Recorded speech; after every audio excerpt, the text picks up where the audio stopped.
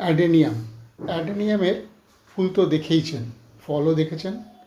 ফল শিঙের মতো হয়, পেকে যাওয়ার পরে এইভাবে ফেটে যায়, আর তার মধ্যে বীজগুলো পরপর সারিত থাকে।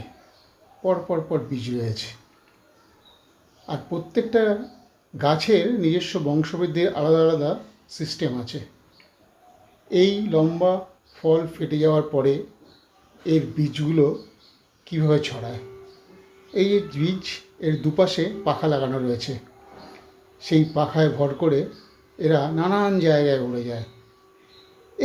সামান্য একটু হাওয়া পেলেই ফাটা বীজ থেকে একটা নির্দিষ্ট বীজ উঠতে শুরু করে, আর উঠতে শুরু করলেই নানান জায়গায় পৌঁছে যায়।